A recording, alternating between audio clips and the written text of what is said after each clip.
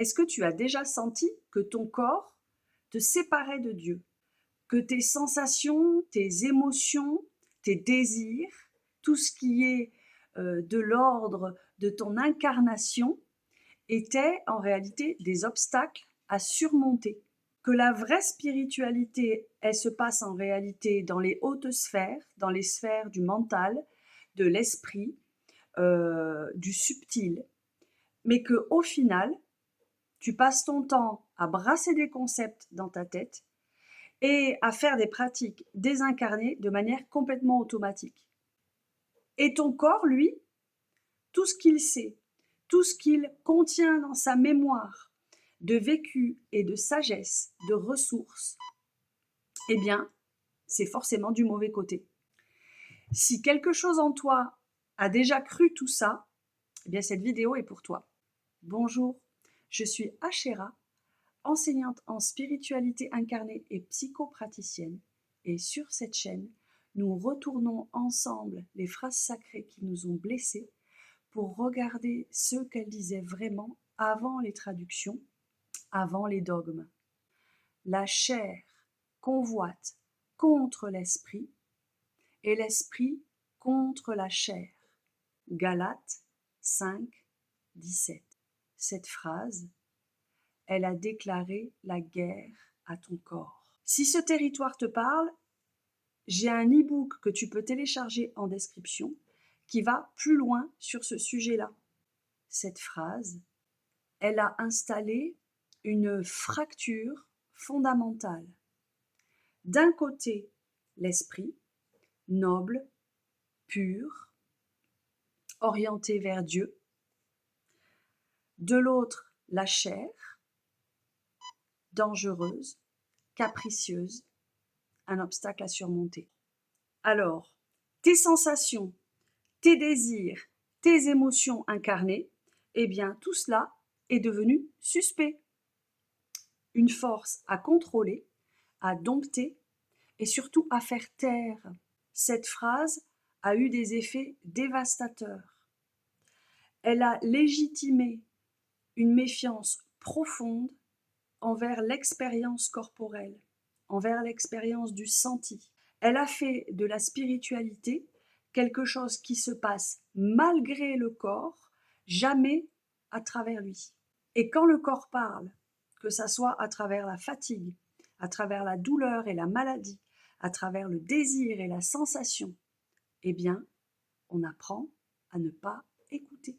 Mais cette fracture corps-esprit, elle n'existe pas dans la pensée sémitique originelle. Elle est grecque. Elle a été importée dans les textes sacrés par les traductions, mais pas par la révélation. En araméen, il existe 2 mots pour parler du corps. Et la distinction entre ces 2 mots change tout. D'un côté, on a pagra. C'est le corps inerte, inhabité, le corps sans souffle, le corps sans présence, sans vie intérieure. Littéralement, c'est une carcasse, un cadavre, un morceau de viande, une enveloppe vide, une coquille vide. C'est ce que devient le corps quand le souffle divin a cessé de l'habiter. Et puis de l'autre côté, on a Psara, le corps vivant, habité, traversé par le souffle divin, la chair animée qui porte intrinsèquement un message de vie. C'est ce que tu es quand tu respires, quand tu sens, quand tu es pleinement présente dans ta vie incarnée.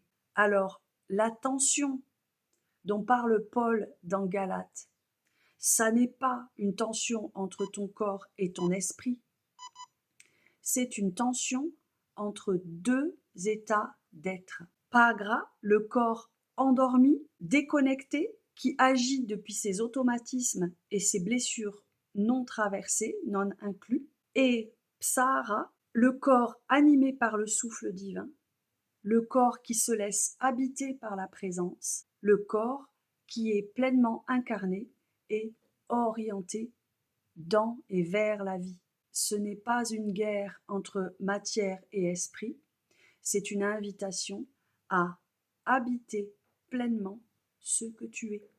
Un corps habité par le souffle divin n'est pas un obstacle à la spiritualité. Il en est le lieu. Awundeba Shemaya, la source qui se déverse, ne descend pas dans les concepts, elle descend dans la chair vivante, dans les sensations, dans la vibration que tu peux ressentir quand tu poses une main sur ta poitrine, une main sur ton ventre et que tu respires. En réalité, ton corps sait qu'il est le temple du divin. On t'a juste appris à ne pas lui faire confiance. J'ai une question pour toi. Où, dans ton corps, ici et maintenant, sens-tu quelque chose qui cherche à être entendu? Réponds-moi en commentaire, je lis tout et je te réponds avec plaisir. Et si ce sujet t'a intéressé, eh bien tu peux aller plus loin en téléchargeant l'e-book que j'ai créé, 5 phrases sacrées qui t'ont peut-être blessé, et ce qu'elles disaient vraiment avant les traductions, avant les dogmes. C'est gratuit, c'est en description. Tu as juste à cliquer sur le lien.